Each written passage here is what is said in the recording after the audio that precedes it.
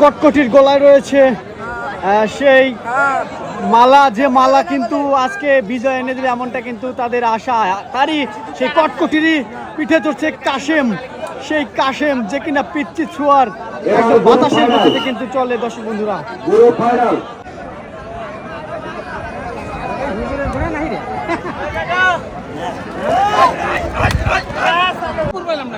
উপসে পড়ে ধরেছে আজকে বিজয়ী ঘোড়াকে। দেখতে পাচ্ছেন ঘোড়দৌড় প্রতিযোগিতার মাঠে সজীব সিরাজ নামক সজীব রয়েছে তাসমিনা। আমরা চূড়ান্ত প্রতিযোগিতা হাতটা পেয়ে গেছি। এখন শরীরের মন খুশি।